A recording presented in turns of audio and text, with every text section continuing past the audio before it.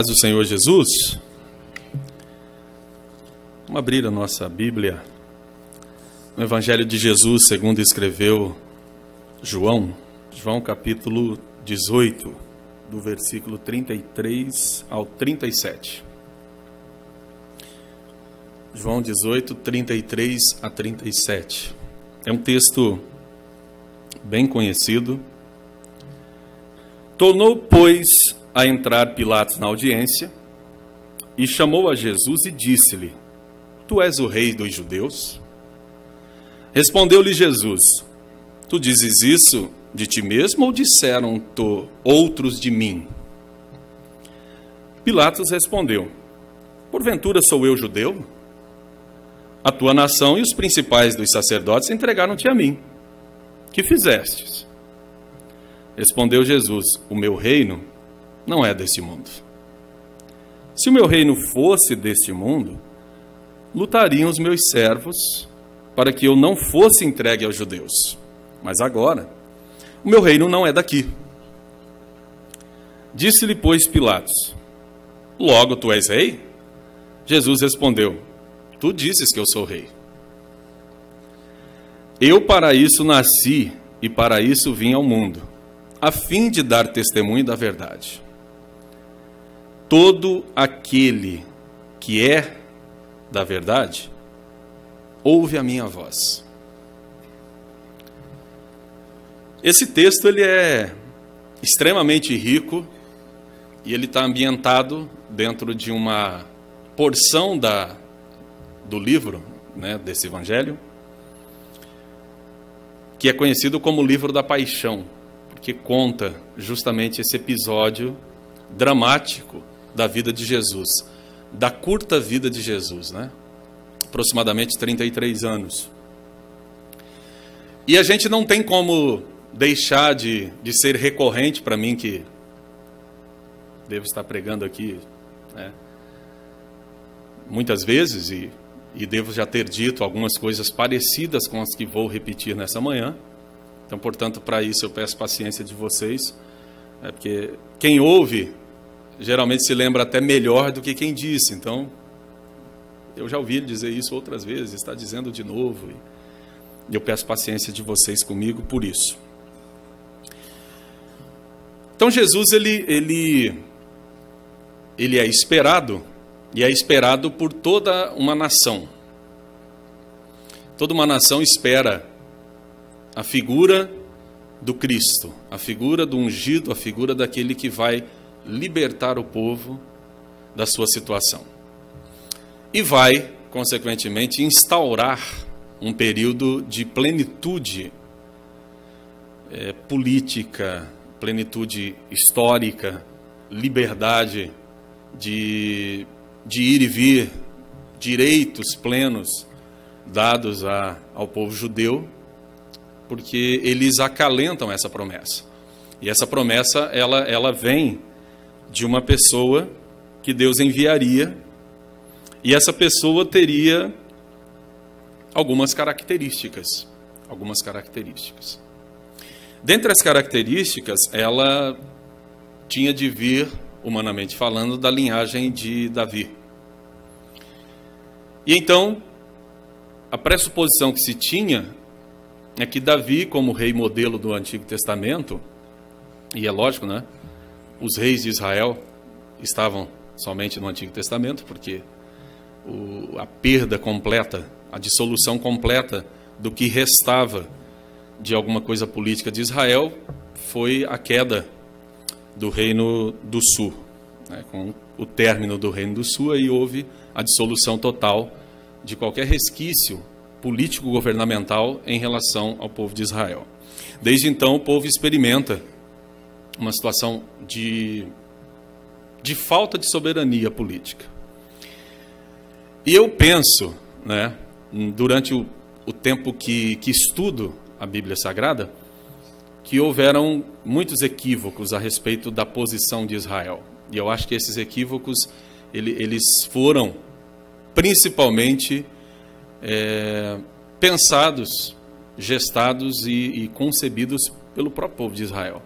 O povo de Israel olhava o funcionamento das nações ao redor e estabelecia comparações com o seu funcionamento político. E por não entender o propósito de Deus para as suas vidas, e eu acho interessantíssimo quando a gente observa num texto de Êxodo, onde, se eu não me engano, é no capítulo 19 de Êxodo, onde a gente encontra um chamado de Israel. Chamado de Israel feito pelo Senhor. E esse chamado, eu me lembro que eu já mencionei aqui, mas é sempre importante voltar a esse chamado, onde o Senhor estabelece a posição de Israel.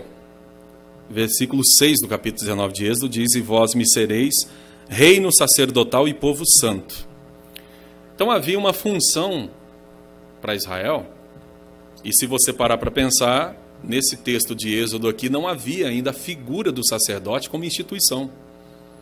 Só que havia um conhecimento que era de senso comum acerca da posição de um sacerdote, porque as outras nações possuíam religiões e as religiões possuíam castas sacerdotais e sabiam qual era o papel de uma casta sacerdotal.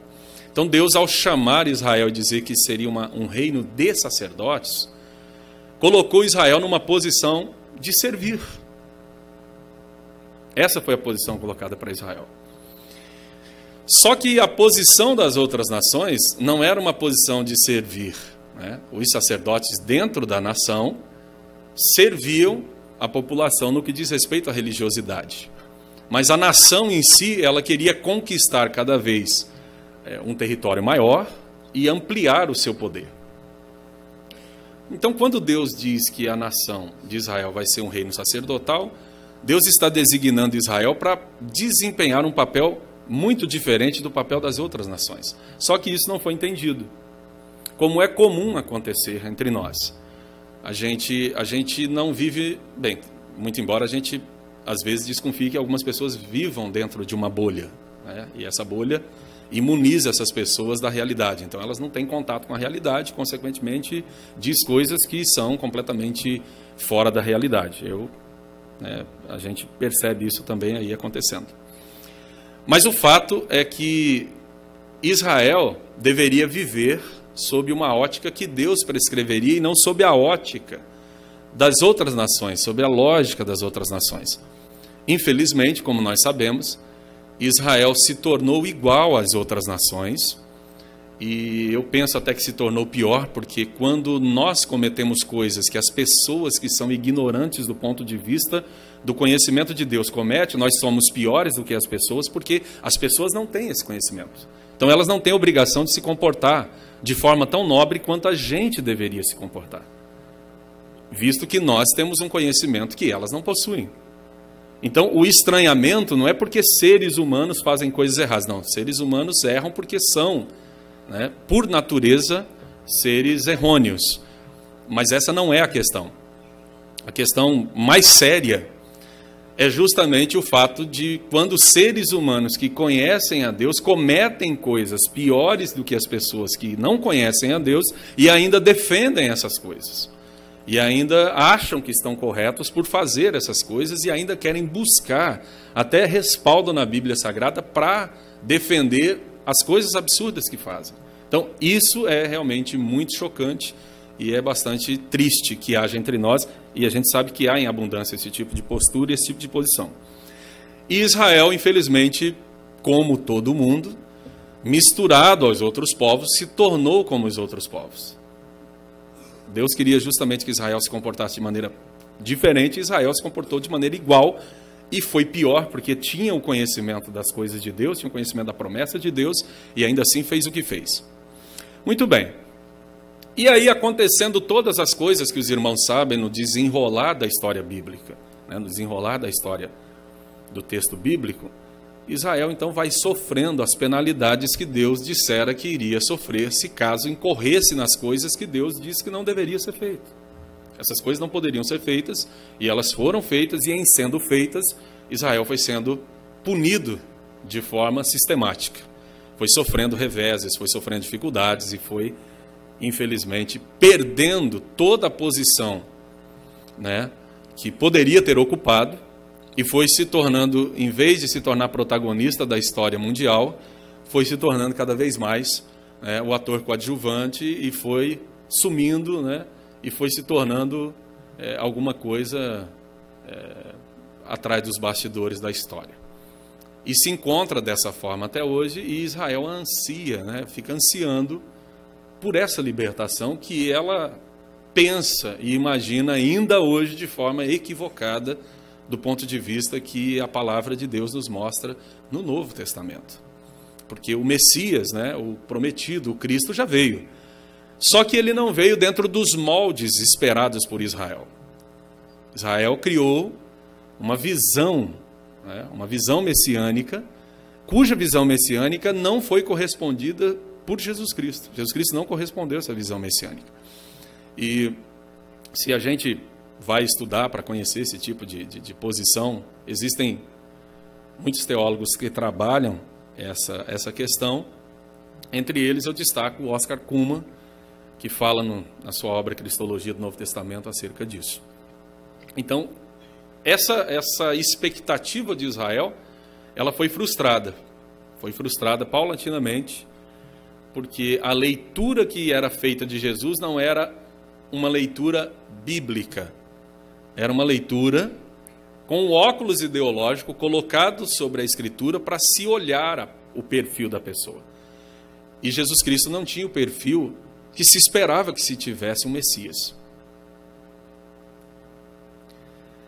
E diante do que a gente assiste hoje, do que a gente vê hoje, em termos religiosos, Jesus não teria perfil hoje para estar nem na igreja evangélica. Não teria.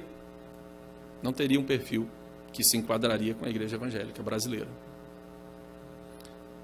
O perfil de Jesus Cristo é um perfil extremamente irreverente para a igreja evangélica brasileira.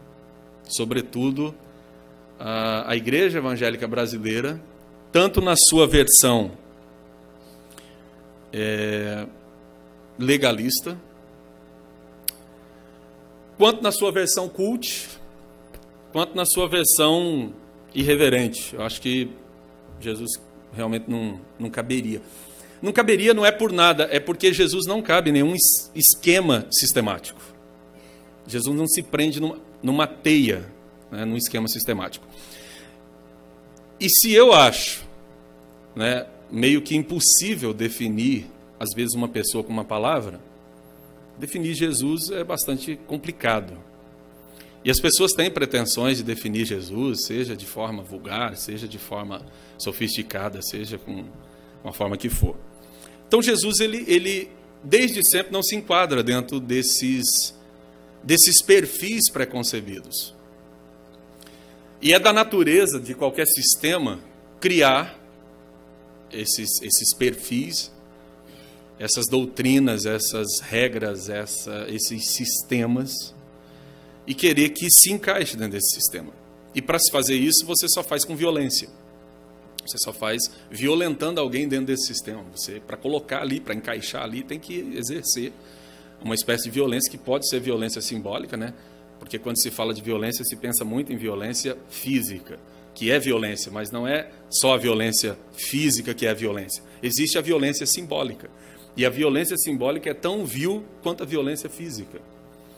E a violência simbólica, às vezes, ela é perpetrada de forma extremamente sutil. Só quem é violentado percebe a violência que sofre. As pessoas em volta não conseguem perceber. Então, eu diria que Jesus Cristo não se encaixa dentro desses perfis que se colocam hoje, né? E são muitos Cristos que nós vemos aí.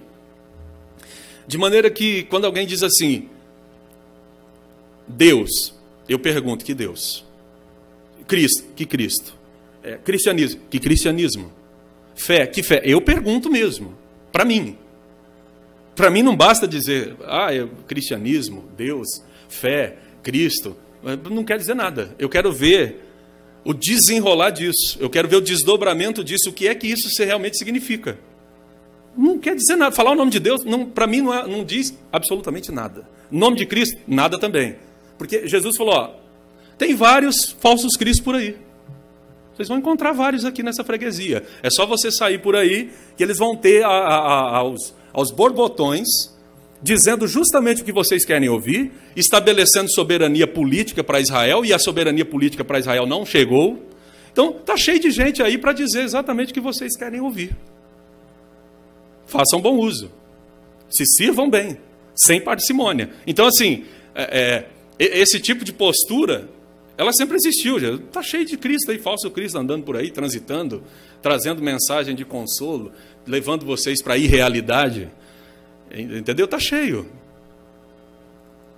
Então, sendo bem sincero com você, para quem tinha expectativas elevadas a respeito de si, Jesus era o menos provável de ser seguido. Dessa turma toda que se apresentava como Cristo no tempo dele, Jesus era o menos provável de ser seguido, porque Jesus chamava para a realidade, e a realidade é isso que nós escutamos hoje aqui de manhã. O irmão Cláudio, agradecendo a Deus pelos 89 anos da mamãe, e a outra pessoa pedindo oração por uma menina de 18 anos com câncer. Essa é a realidade. Entenderam? Essa é a realidade. A pessoa de idade vivendo e a pessoa nova, sendo diagnosticada com uma enfermidade muito grave, que se não tiver a misericórdia de Deus em curso, se não acontecer alguma coisa, triste final. Essa é a realidade. E isso pode acontecer comigo, pode acontecer com você, qualquer um. Não tem blindagem para isso. Não existe blindagem para isso. Quem disser que tem blindagem está mentindo para você. E se você está lá numa igreja que diz isso, desculpa, mentira. É infantilidade, é mentira. É engano. Ninguém está blindado de nada. Ninguém está imune de nada. Não adianta. Você pode ser dizimista, ir na escola dominical todo domingo. Você pode ser frequentador de culto. Você pode ser tudo certinho, meu querido e minha querida. No dia que chegar a desgraça, ela vai bater na porta e vai entrar para dentro da vida e acabou. Essa é a vida real. Não adianta. A vida real é essa. A morte chega, a doença chega, o dissabor chega, a dor chega, o luto chega. Essa é a realidade, não tem blindagem contra isso. Então Jesus, ele chama para a realidade, não chama para a bolha, não chama para mentira, não chama para sedição, não chama para o engano de achar que vai ficar perfeito, que o negócio vai ficar bom, não. Ele chama para a realidade. E chamar para a realidade é um problema numa sociedade que não quer ver a realidade. De um povo entorpecido, enganado, manietado, sobrepujado, engodado, extremamente iludido, infantilizado, domesticado, dominado pelo discurso religioso que se diz em nome de Jesus, mas que de Jesus só tem um nome que é dito ali. Mas o discurso em si não corresponde com nada que Jesus ensinou, com nada que Jesus enfrentou, com nada que Jesus viveu, com nada que Jesus trouxe. Pelo amor de Deus, não é possível isso. Eu fico olhando essa polifonia de vozes que nós temos. É uma pluralidade. Isso é bom, eu acho até bacana que tenha mesmo um monte de gente falando. Só que eu fico pensando, será que o pessoal sabe separar o joio do trigo desse monte de vozes que se escuta? Eu sei que tem até alguém que gosta do meu estilo, Outros não gostam, e é um direito de qualquer um gostar ou não gostar. Mas a questão, deixa eu dizer para você, inclusive em relação a mim, não é você gostar do meu estilo ou deixar de gostar. A questão é saber se o que eu estou falando é verdade ou é mentira. É uma questão que se decide sobre a vida eterna, sobre o destino das pessoas, então não adianta. Não é a questão, eu gosto do César Moisés, mas o César Moisés é irrelevante nesse negócio todo. Eu gosto do fulano, do cicrano. Meu irmão, minha irmã, pelo amor de Deus, vamos romper com essa infantilidade de gostar. Não é a base do gostar, é a base da verdade. Entenderam? Então não é, eu gosto do estilo desse, eu gosto do ministério A, do ministério B. Pelo amor de Deus, é por isso que o pessoal continua mesmo no rasteirismo da vida. Continua mesmo no domínio, no tacão religioso de um monte de gente. Continua ali debaixo disso e vai ficar a vida inteira. Por quê? Porque é engodado por esse tipo de coisa. É claro que a gente gosta de ser bem tratado, é claro que nós devamos ser cordatos, educados, cordiais. Lógico, eu entendo tudo isso, eu acho que é importante, é bacana. Só que quando se pensa em verdade, do ponto de vista da fé, não dá para titubear com isso. Não dá para titubear com isso. E eu fico pensando, né, quando eu olho para esse texto aqui, eu estava relutando com ele. Por que eu estava relutando? Aí você pode pensar, por que ele está relutando com esse texto? Porque a gente vive hoje numa situação muito difícil desse ponto de vista. Porque a pessoa que vive numa bolha, numa ilha de preservação religiosa, ela vai me ouvir hoje e vai dizer assim, o que esse cara está falando? Quem é esse cara? Esse cara está falando de quê? Ele está abrindo a Bíblia e está pregando desgraça? Não, eu não estou pregando desgraça. Pelo amor de Deus, eu não quero para a minha vida. Lógico que ninguém em sã consciência quer isso. E ninguém vai pregar uma teologia, né, do massacre. Ninguém vai pregar uma teologia da miséria, da dor, da angústia. Ninguém vai pregar isso. Não é isso. Mas é chamar para a realidade. É ter um choque de realidade. É dizer as verdades que nós não gostamos de ouvi-las, mas que precisamos ouvir, para que a gente não seja tomado de surpresa. E Israel se infantilizou dentro disso, se encastelou nessa promessa, esqueceu de perceber que havia, da parte de Israel, cumprimento também de papéis, para que essa promessa pudesse se concretizar. E se fiou completamente no caráter divino, que, obviamente, é um caráter sem igual. Deus é justo, justo à sua maneira, não à nossa, que, não é? Se nós fôssemos pensar à nossa maneira, Deus é injusto, não tenha dúvida disso. Por quê? Imagine só, eu já fiz essa comparação aqui em outras vezes, eu vou fazer de novo. Eu acho que é uma comparação extremamente chocante e revoltante, mas é a comparação que cabe dentro daquilo que a gente pensa acerca do caráter de Deus. Imagine só, você faz parte de um júri, num tribunal que está se julgando um homem que cometeu crimes hediondos, entre eles estupro de criança, e matou pessoas e fez diversas coisas terríveis. E não há dúvida, ele é réu confesso. O tribunal, o júri, votou em peso, unanimemente, pela sua condenação. Pena máxima. Então cabe ao juiz fazer o quê? Nesse caso, o juiz não vai arbitrar, ele vai impetrar a pena. E na hora que chega o veredito que ele vai ler, ele diz, esse cidadão está condenado pelos crimes que cometeu, esse cidadão ele é culpado de tudo que fez. Só que o juiz diz, apesar disso, eu o absolvo. Se você tivesse sentado num plenário desse, você ia protestar. Nós protestaríamos. Ou não? Ora, se ele é culpado, se ele é réu confesso, cometeu tudo isso, por que ele está sendo absolvido? É o que Deus faz com a gente. Apesar do César Moisés ser um pecador, apesar do César Moisés ser um miserável, eu o absolvo. E do nosso ponto de vista, Deus é injusto, porque ele deveria fazer eu ir para onde eu merecia ir, que é para o inferno. Você também. Ou está achando que você é bonzinho? Ou boazinha? Então, assim, presta atenção, desse ponto de vista, Deus é injusto. Então, ele é justo ao seu modo, não ao nosso. A nossa justiça não é régua para Deus. É a primeira coisa que a gente precisa pensar. Então, as nossas categorias de análise são extremamente tortas em relação a Deus. E se são em relação a Deus, por que seriam em relação ao discurso de alguém? Só porque eu acho bom ao meu ouvido, gosto do estilo, gosto do trejeito, gosto não sei do que, aí, isso então é legal, aquilo não é ruim. Meu Deus do céu, é o Evangelho. Então, por que Jesus Cristo é condenado, meus irmãos? Qual foi o crime de Jesus? O que ele cometeu de tão errado que ele precisava ser morto? É para cumprir a palavra de Deus. Esquece isso um pouquinho. Essa é a resposta mais fácil. Vamos analisar do ponto de vista da maldade perpetrada, né? De tudo que foi feito para que se chegasse a esse ponto. Vamos pensar isso. O que é que Jesus Cristo fez? O que é que ele cometeu? Qual foi o seu crime para que ele pudesse ser condenado? Pudesse receber pena capital? O que é que ele fez? Isso tem que mexer com a gente. Em primeiro lugar, Jesus não mexeu com questão política. Não mexeu. Jesus não se intrometeu nisso. Jesus não veio para estabelecer um reino político, do ponto de vista humano. Não veio. Então isso já é um fato. Então esse crime, eles não podiam impetrar em Jesus, porque ele realmente não fez isso.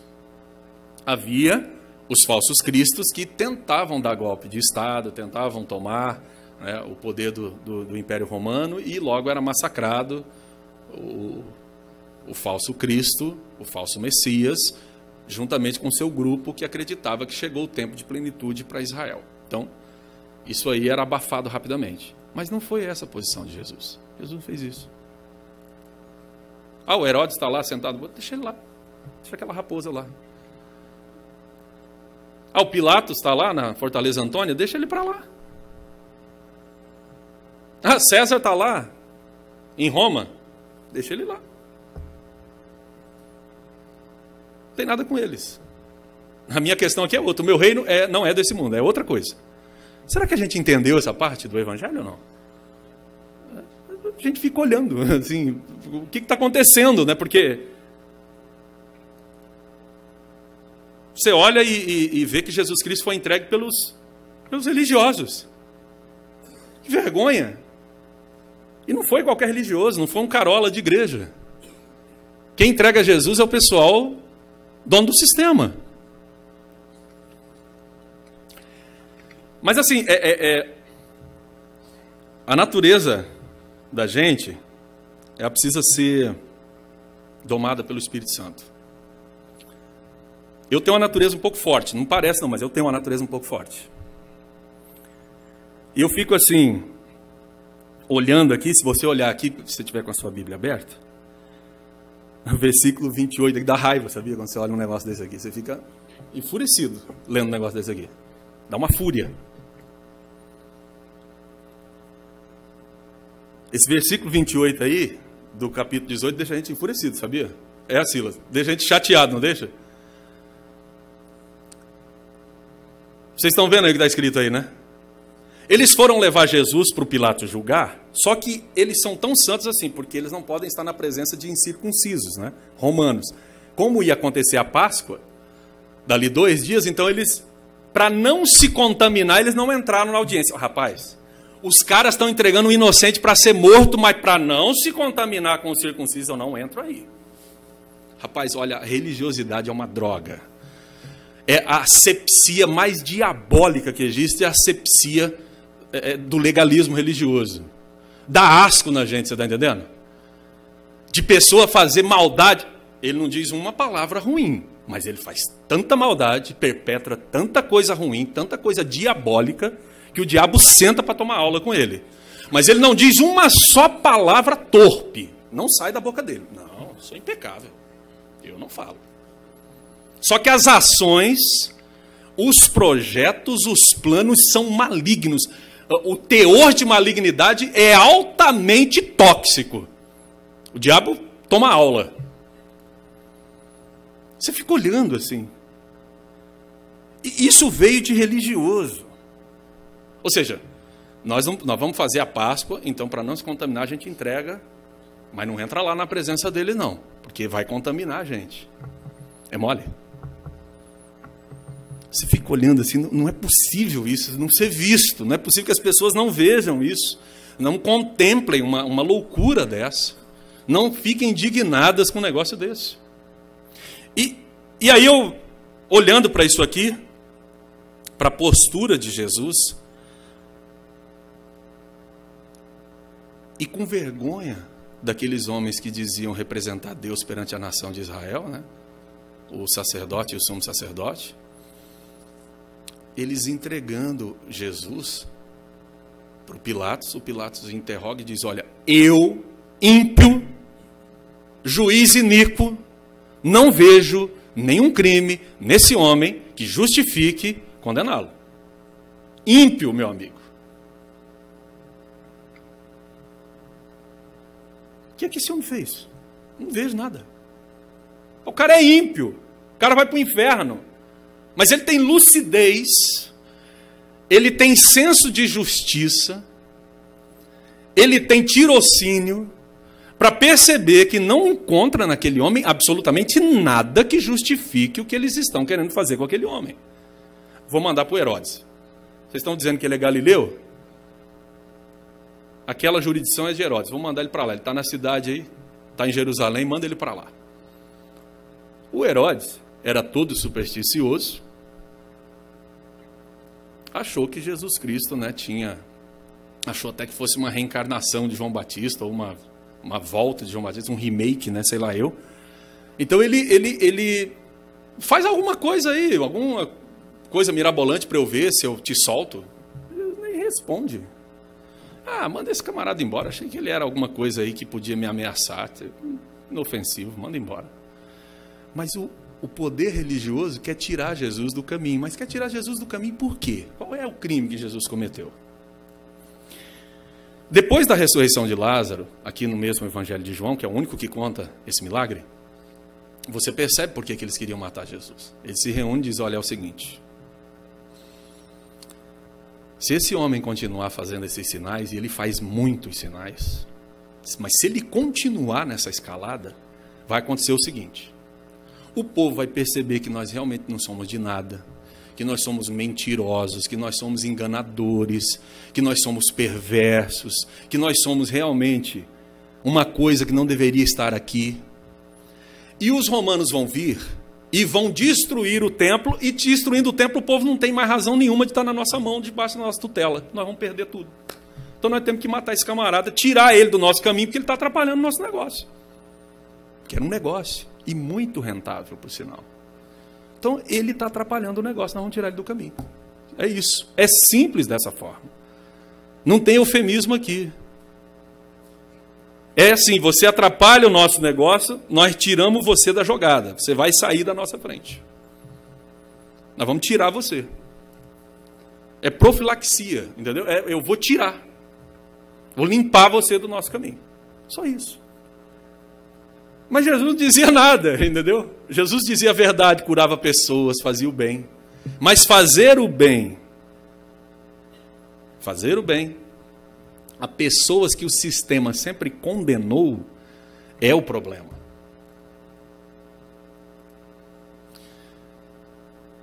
Tem um amigo meu que ele diz uma coisa interessante. Aos religiosos, né, Jesus mostrava a face do leão.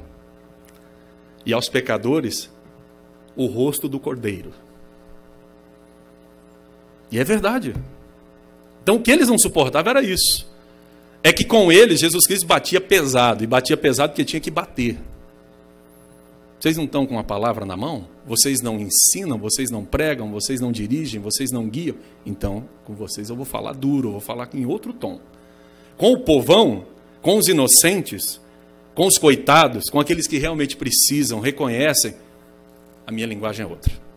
É a do perdão, é a do acolhimento, é a do abraço, é o da misericórdia. O meu discurso é outro. Então, a verdade de Jesus não podia ser suportada. Não podia ser suportada. Porque ela era sol, luz, que expõe tudo e todos. Não tinha como você se sentir perfeito diante de Jesus, cumprindo todo o legalismo do sistema religioso. Diante de Jesus você se sentia pecador. Lembram do mancebo de qualidade? Que a epígrafe diz, mas na verdade era um príncipe religioso e já era uma pessoa com certa idade. Que ele diz que desde a mocidade ele seguia todos os mandamentos. Ele chega diante de Jesus com um ar todo arrogante. O que eu tenho que fazer para herdar a vida eterna? Cumprir os mandamentos? Mas isso eu já faço. Mas falta uma coisa. A coisa que ninguém vê, mas Jesus vê. Ou seja, olhando para aquele homem, qualquer pessoa que não conseguia cumprir todo o sistema religioso se sentia extremamente pecador. E ele, poxa, esse homem já está no céu. Mas Jesus Cristo olhou, falta uma coisa aí. Então, o olhar de Jesus era o olhar que vê além dos nossos avatares, né? Ele vê além. E graças a Deus por isso. Porque Ele sabe exatamente quem está aqui falando com vocês. E sabe exatamente quem está aí me ouvindo. E sabe exatamente as pessoas que vão me assistir posteriormente vão me ouvir também. Então, é isso que importa. O que importa é justamente isso daí. Agora, eu não posso fugir de pensar o seguinte. Jesus foi se tornando uma decepção paulatina para os seus discípulos. Porque as pessoas aqui que, porventura, já fizeram terapia ou já estudaram psicologia, enfim, gostam dessas áreas, principalmente na linguagem da psicanálise, sabe que existe um termo freudiano chamado castração. E a castração ela é necessária acontecer para que a gente aprenda que nem sempre a vida será do jeito que a gente quer. Então a gente tem decepções, a gente tem tristezas, a gente tem reveses. E o processo de castração, ele vai ocorrendo desde o momento que você sai do útero da mamãe. Então ele vai acontecendo o processo de castração, que é justamente o processo de perda de bem-estar. Não é? De perda de bem-estar. Por isso que há uma tendência no ser humano de sempre retornar a um lugar de tranquilidade, um lugar de paz, um lugar de conforto, um lugar onde ele não se responsabilize por si, e alguém sim por ele, onde ele não decida por si, ou se decidir, mas não quer que as consequências sigam esse processo, e alguém tem que sofrer essa consequência por ele. Nós somos assim, fugitivos eternos da situação. E Jesus Cristo, ele também vai tendo essa posição de castrar os discípulos. Então, por exemplo, tem um texto aqui de Mateus, né, que é muito conhecido, do capítulo 16, onde Jesus Cristo começa a inquirir os seus discípulos acerca de quem as pessoas dizem que ele é. Capítulo 16, versículo 13 aí, até o 23. O que os homens dizem que eu sou? E aí eles começam a responder. Olha, uns dizem que é João Batista, outros Elias, Jeremias ou um dos profetas, enfim. Mas e vocês? Quem é que vocês dizem que eu sou?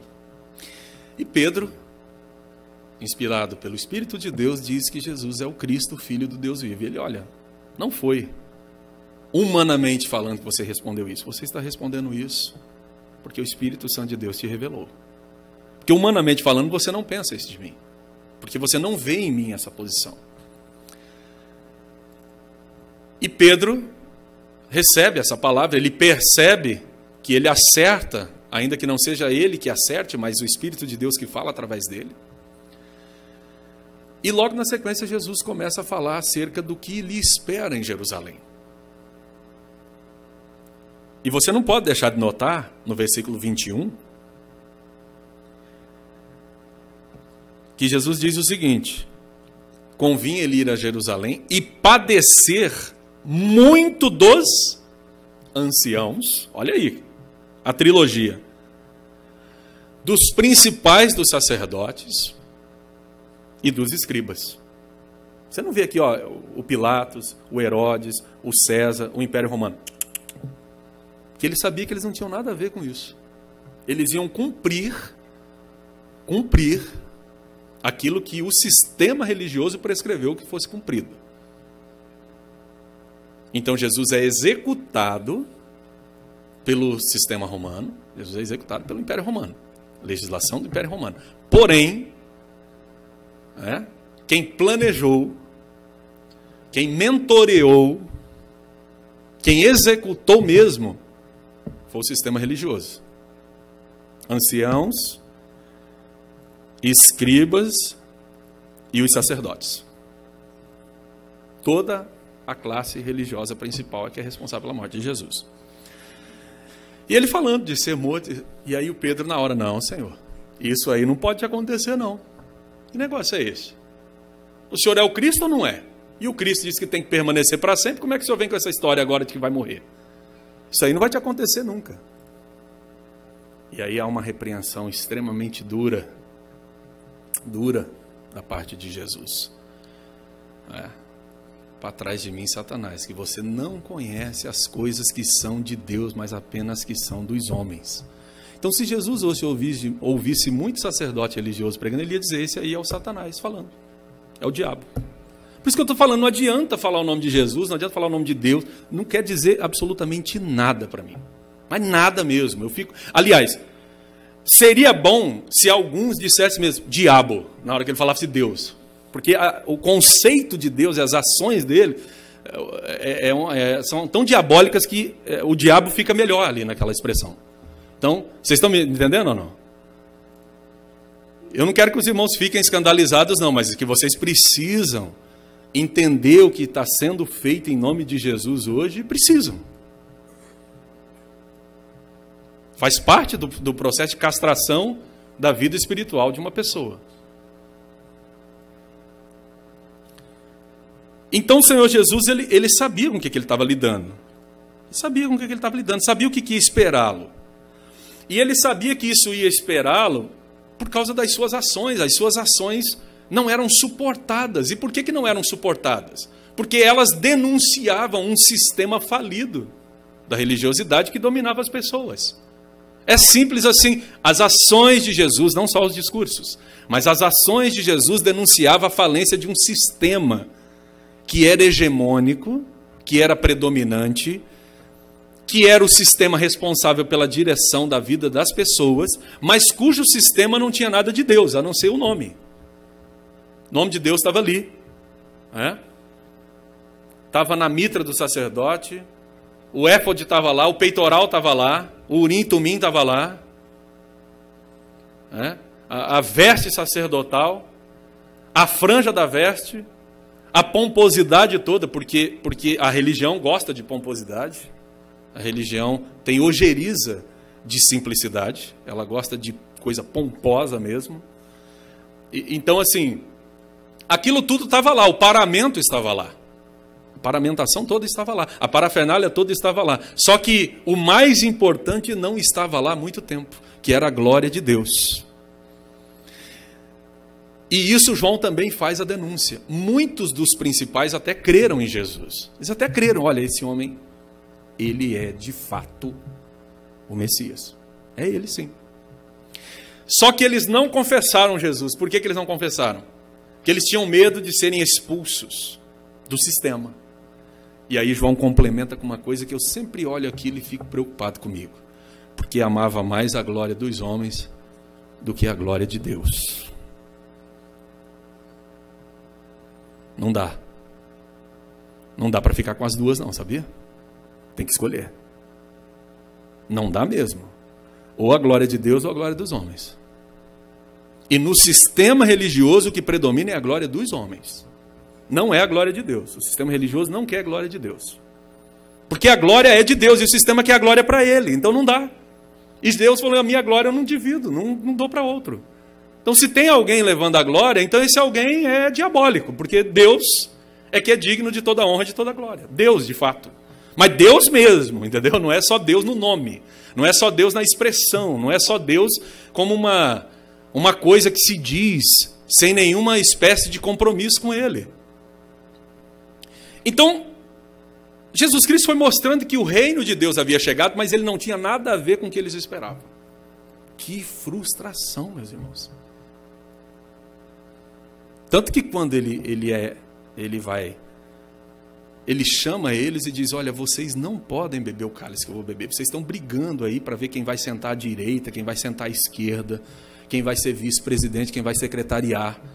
Mas na verdade eu não tenho, em primeiro lugar, eu não tenho nem prerrogativo para dizer quem vai sentar para cá ou para lá. E segundo, eu vou falar para vocês logo a verdade. O que eu tenho diante de mim a encarar, o cálice que eu tenho para beber, vocês não conseguem beber agora. E Jesus estava falando justamente do processo, do enchimento do Espírito Santo que eles precisavam passar, porque depois disso é que eles teriam condição de sofrer por amor ao Evangelho, como eles sofreram. Mas ali naquele momento, só com a força de vontade, só com a ânsia política religiosa, só com o sonho dourado, né, do reino messiânico, não dava. Não dava, tanto que não dava, que na hora realmente que Jesus Cristo foi preso, o que aconteceu? Todo mundo sumiu. Já era todo mundo. Todo mundo esparramou. Não sobrou ninguém. Ninguém encara isso aí. Agora, tem um texto aqui de Lucas que sempre me intrigou, mas de um tempo para cá ele ficou iluminado. Iluminou a luz do Evangelho, porque o Evangelho ele vai fazendo isso, ele vai iluminando outras partes para a gente. Versículo 38 aqui do capítulo 22 de Lucas. Eu acionei um cronômetro aqui para ficar de olho. Eu tenho 18 minutos ainda. Aguenta firme aí. Capítulo 22 de Lucas, versículo 38.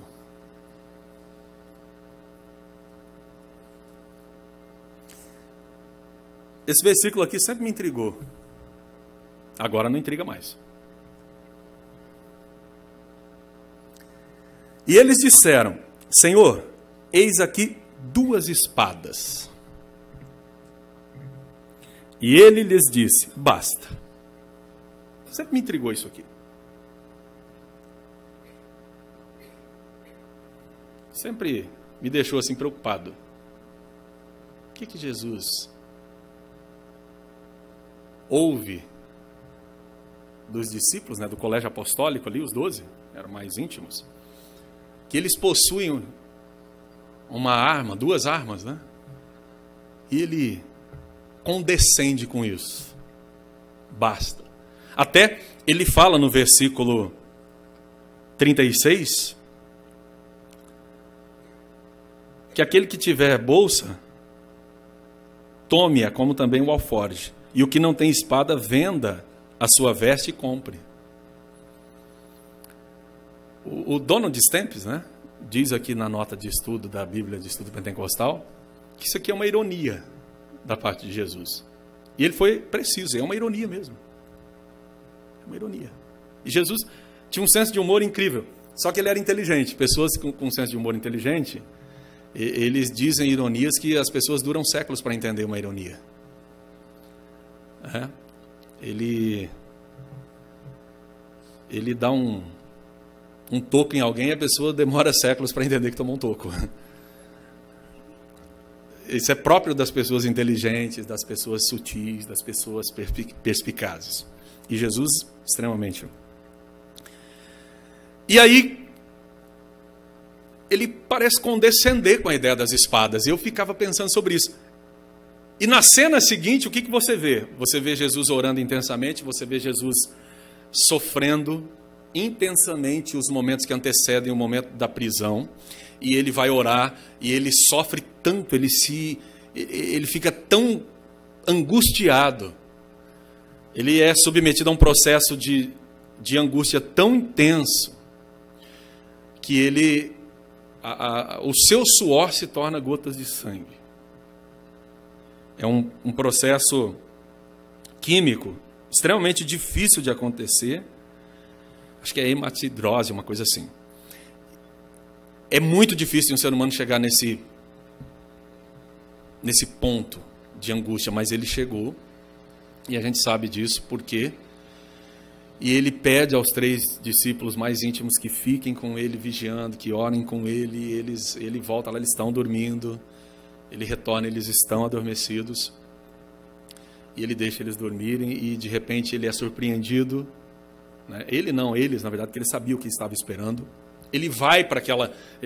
Eu penso até que Jesus vai para aquela região, Jesus vai para aquele lugar ermo orar, porque quando vier os seus algozes lhe prender, pessoas inocentes não vão se machucar. Porque imagine se Jesus Cristo fosse preso lá no templo. Tanto que eles pensaram, vamos prender ele aqui. Só que aí, não vai dar por causa da multidão, porque o povo seguia Jesus. Então, se a gente for prender ele aqui, vai entrar um monte de gente querendo impedir, a gente vai ter que ferir pessoas. Então, o próprio Jesus, para prevenir as pessoas, ele vai para um lugar ermo e se permite ser encurralado porque ele quis E ali ele ser preso de forma que pessoas inocentes não pudessem se ferir. E é interessante que no versículo 49 aí do capítulo 22 de Lucas, eles perguntam, né? Depois que o Judas dá o beijo em Jesus e percebe que houve a traição, Senhor, feriremos a espada? Vamos usar agora as espadas? E sem que Jesus permita, nós sabemos a informação que foi Pedro, ele tenta decepar a cabeça de um soldado que era do templo, né? Um servidor do templo, não era guarda romana, era um servidor do templo. E ele se esquiva, e então a orelha dele é decepada. E Jesus pega a orelha do cidadão e cola de novo. E aí eu entendi a ideia da mensagem da espada. Você pode ter, não pode usar.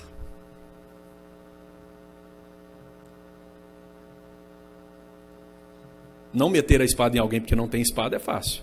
Eu quero ver ter e não usar. Então ele queria ensinar isso para ele. Você pode até ter, mas vocês não vão usar. Esse é o segredo. Porque Jesus Cristo tinha todo o poder de evitar aquilo ali. Ele falou, se eu quisesse, eu podia agora pedir ao meu Pai, 12 legiões de anjos viriam aqui, meu amigo. Acabaria com isso aqui.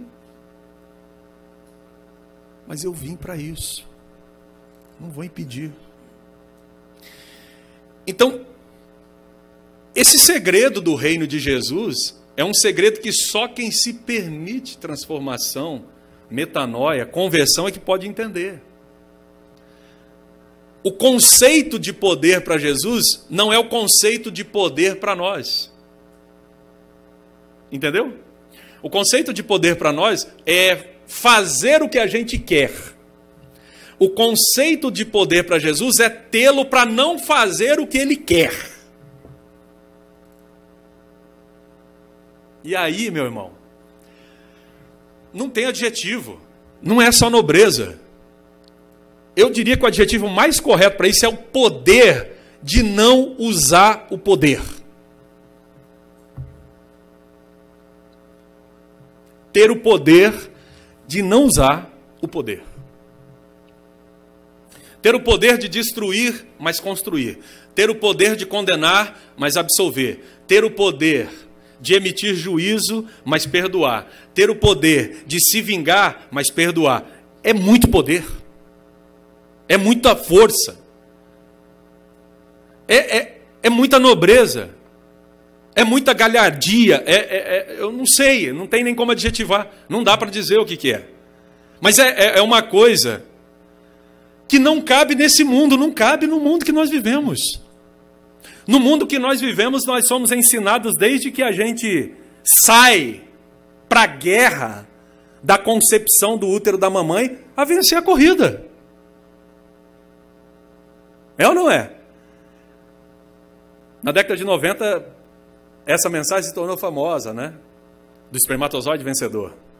Então, você já é vencedor. Então, assim, o conceito de vencer é diametralmente oposto ao conceito de vencer para Deus. Porque para Deus o conceito de vencer é justamente perder na nossa ótica. É a capacidade de perder. É o que Jesus Cristo disse. Ninguém está tomando a minha vida de mim. Eu que estou dando. Eu tenho poder para dar a minha vida. E eu tenho poder para tomar de volta. Mas o poder para tomar de volta para a gente é óbvio. O que eu fico admirado é o poder para dar. O poder de tomar de volta está óbvio. Assim, vocês não lembram da provocação quando ele está na cruz? Salvou todo mundo, por que não salva a si mesmo? Por que não desce daí?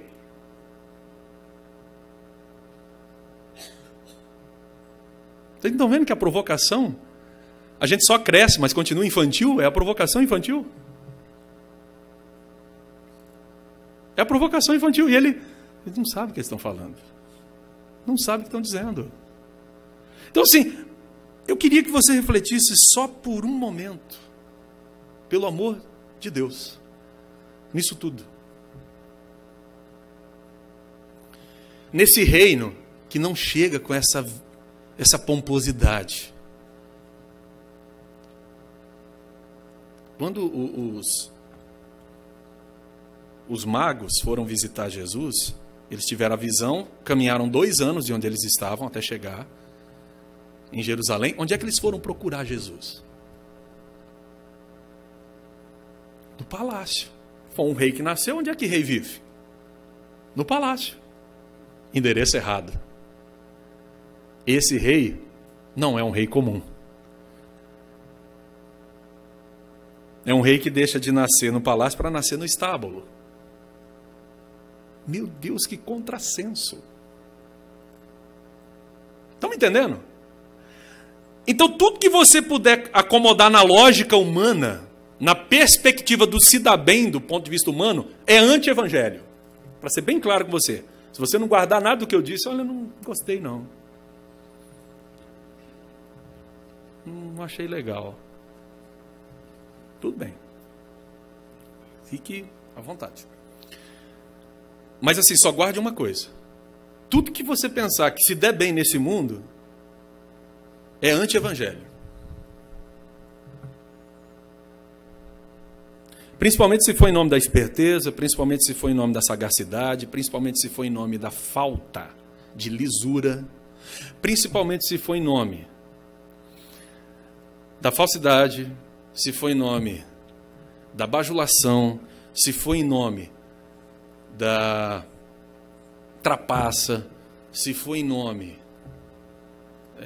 da ofensa, da injúria, da tramóia, do 3 cantos, do golpe. Tudo isso é anti-evangelho. Você pode sair bem lá do outro lado. Você pode estar bem, mas você vai estar bem do ponto de vista meramente mesmo humano. E do ponto de vista humano, desonrado, porque do ponto de vista humano, honrado também é feio. Então, o Senhor Jesus Cristo não operava dessa forma. Vocês estão enganados. Eu não vim aqui para dar golpe, eu não vim aqui para tirar o César lá do Império Romano, não vim para tirar o Pilatos, não vim para tirar o Herodes, eu não tenho nada com isso. Não tenho absolutamente nada com isso. Meu reino não é desse mundo. Eu não sou daqui. Agora, preste atenção, essa expressão é muito importante aqui. Agora não. Agora não é a hora de eu implantar o meu reino do ponto de vista visível. Agora não. Agora a decisão de me seguir é uma decisão do coração. É uma decisão da conversão. É uma decisão do propósito. É uma decisão para o sofrimento. Não é uma decisão para se dar bem. O que eu falei sobre o evangelho hoje para vocês é o seguinte. Quando Jesus chamava as pessoas para segui-lo, Jesus estava chamando as pessoas para uma vida de realidade, mas não era uma vida de benesse, segundo o ponto de vista humano, uma vida de se dar bem. Era uma vida de perseguição, era uma vida de ostracismo, era uma vida de problema. Vocês se lembram quando Jesus dá vista àquele cego? Os pais do cego com medo dos escribas, né? Eles não, dos fariseus, eles não dizem. Pergunta para ele é maior, vai lá e vê com ele. Com medo de falar quem foi que curou, porque eles podiam ser detonados. Aí ele vai no cego, eles vão no cego. E o cego diz de forma muito clara. Então, assim, seguir Jesus era uma coisa de sofrimento. Hoje se segue Jesus para se dar bem. Hoje se segue Jesus para não ter problema. Hoje se segue Jesus para... Eu não sei, assim, sinceramente, que tipo de Jesus que nós estamos falando, se é do mesmo, entendeu? É aí que eu estou dizendo para vocês. A gente está pensando em instaurar o reino dos céus na terra e isso nem Jesus fez. E disse que não ia fazer. Você vai lá para o capítulo 1 de Atos dos Apóstolos, vai lá no versículo 6. Quando Jesus diz, olha, vocês fiquem em Jerusalém. Não depois de muitos desses dias, vocês vão ser batizados no Espírito Santo. Na hora, Senhor, vai ser nesse tempo que o Senhor vai devolver o reino para Israel? Chegou a hora, Jesus, agora sim, agora vai. Vou falar uma coisa para vocês, não convém vocês se meter nesse negócio. As estações e os tempos que o Pai estabeleceu pelo seu próprio poder não é problema de vocês. Não queiram saber disso. Fiquem lá até que do alto vocês vão ser revestidos de poder. Aí vocês vão ser testemunhas minhas na Judéia, em Jerusalém, Samaria e até os confins da terra. Aí sim. Esse é o papel de vocês. Então, assim, até ali, os discípulos de Jesus estão esperando a instalação do reino humano, não estão ainda entendendo o reino de Deus. O reino de Deus não tem nada a ver com isso. Então, Jesus Cristo sofre tudo que ele sofreu justamente porque ele chama a gente para viver a vida real. Com as vicissitudes, com os problemas, com as dificuldades, com as tristezas, com as dores, com as angústias, mas com esperança no final. A esperança só está no fim. Porque só acaba no final mesmo. Durante a trajetória, durante o processo, durante a caminhada, durante esse trajeto, vai haver dor, vai haver angústia, vai haver problema, vai haver dificuldade, vai haver uma série de coisas. Só que a nossa esperança não está aqui. A nossa esperança está no Senhor. Nós podemos nos dar momentaneamente bem aqui, de forma correta, com o fruto do nosso trabalho, com os esforços justos. Podemos desfrutar de boas coisas? Podemos, claro que sim. Só que essas coisas não podem, os nossos corações não podem estar nessas coisas. Essas coisas não podem dar o tom e ditar o ritmo da nossa vida. Porque essas coisas são transitórias, essas coisas são passageiras, como nós somos transitórios e como nós somos passageiros. Então, Jesus falava de um reino de paz, de prosperidade, de verdade, mas que não estava chegando para eles naquele momento. O que estava chegando naquele momento era um estilo de vida de súditos do reino, servindo as pessoas para posteriormente viverem nesse reino. E é o que ele fez. Ele falou, eu não vim para ser servido, eu vim para servir. Então, a gente observa a vida de Jesus e fica pensando, qual foi a parte do evangelho que o pessoal não entendeu? Qual é a parte que eles não compreenderam? Porque ele deixa isso de forma muito clara para a gente. Jesus não engana ninguém. Agora, o propósito dos judeus, né? Versículo 31. O Pilatos vai dizer assim, lá do capítulo 18 de João. Eu não vejo nada nesse homem que justifique condená-lo. Veja aí na lei de vocês, é a lei de vocês que está condenando. Então vocês se virem. E aí eles dizem, mas nós não temos direito, não é lícito para a gente matar pessoa alguma. Ou seja, a gente quer que ele morra, mas a gente não pode matar, senão a gente matava. Entendeu? Mas a gente não pode. O império impede a gente fazer isso. Então a gente não pode. Trouxemos aqui para vocês fazerem para a gente. Ué. Mas a gente não vê motivo para fazer para vocês. Mas por que fizeram? Aí você tem que procurar o texto que diz o seguinte. Quando os dois sacerdotes ameaçam Pilatos e dizem, se você não executar ele é porque você não ama César. E aí naquele momento, o Pilatos falou, para eu me salvar eu vou ter que matar. Senão esses camaradas vão lá, em Roma, vão pedir uma audiência com o imperador e vão de fato botar minha cabeça a prêmio. Porque eles vão dizer, olha, esse camarada aí não está cuidando lá da região conforme precisa ser cuidado. Porque tem um tal de Jesus que surgiu lá, dizendo que é rei dos judeus, e eles que acusaram Jesus disso. E ele não fez nada. E aí o que o imperador ia fazer? Porque eles tinham o povo na mão, eles tinham a religião e dominavam o povo. Então, é aquele acordo tácito por trás do bastidor. O império ia vir e ia tirar o Pilatos. E o Pilatos já estava mal das pernas, politicamente. Quando você estuda história, você sabe disso. Então ele precisava, vou ter que fazer isso. Vou ter que me submeter a isso. Mas eu vou lavar até a mão. Traz aí uma bacia, traz água aí que eu quero até lavar minha mão, porque eu realmente não tenho nada a ver com esse negócio. Esse homem não merecia isso, não. Eu não vi nenhum crime nele. Mas o sistema religioso, ele vê crime em quem fala a verdade. Ele vê como ameaça em quem denuncia os seus desmandos. Ele tripudia quem coloca a luz sobre ele, porque mostra os horrores que se fazem nos seus porões. O sistema religioso não suporta Jesus e não suporta ninguém que queira estar a serviço de Jesus, porque ele não pode suportar. E nenhum outro sistema pode suportar. Nenhum sistema teológico, nenhum sistema político, nenhum sistema religioso, nenhum sistema suporta. Porque a mensagem de Jesus é escandalosamente injusta aos olhos de qualquer um de nós.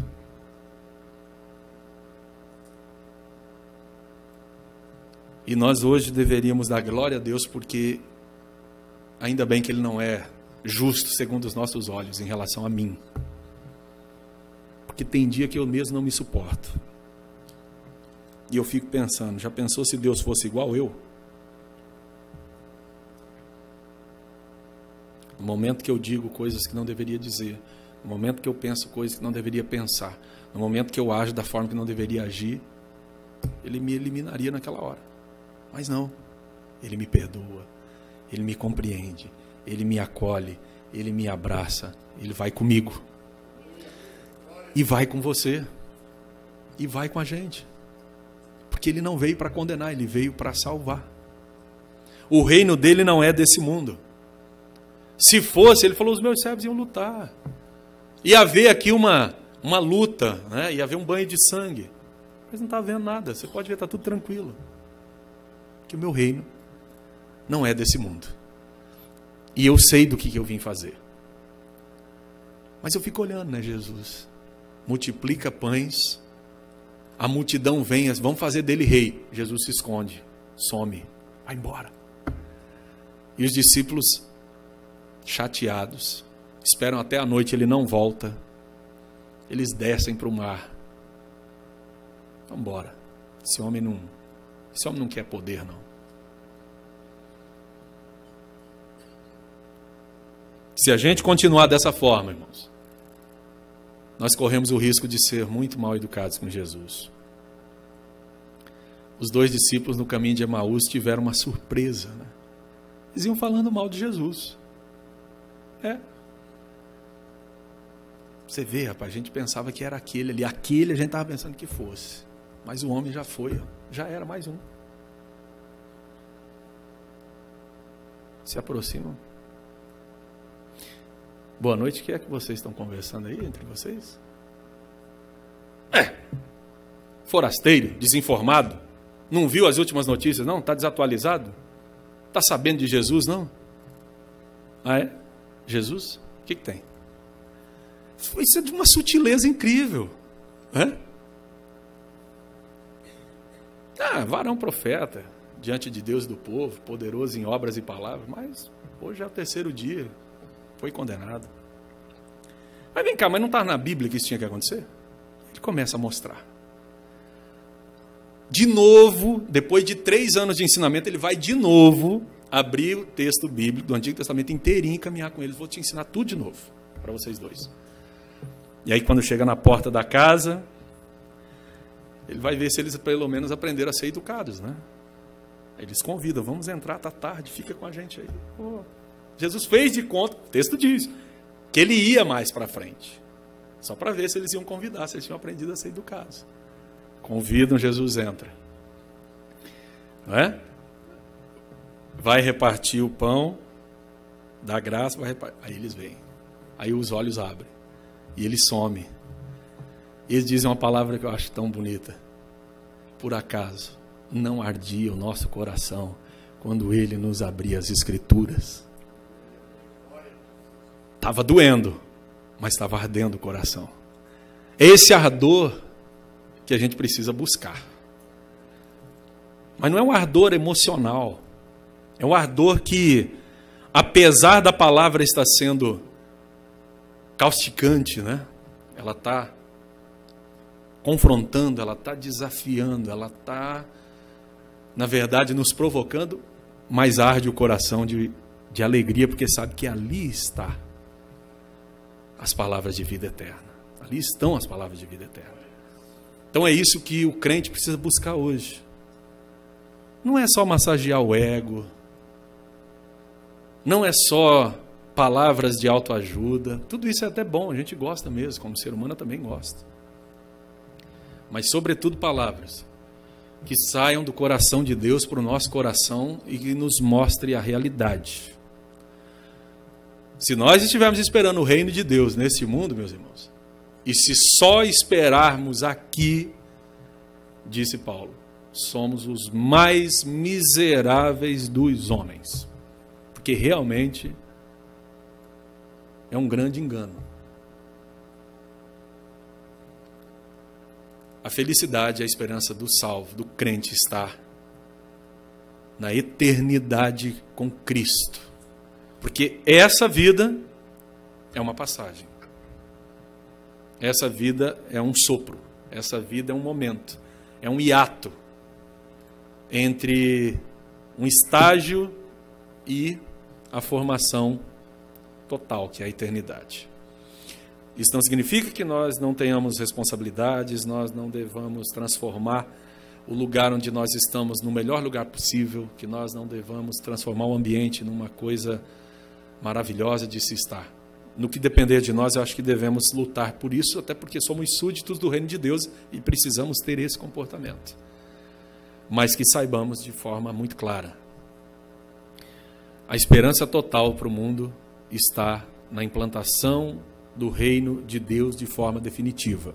E isso não é ainda agora.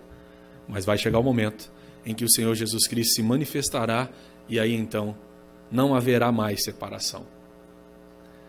As coisas não vão ser mais aparentes, elas vão ser o que elas são de verdade.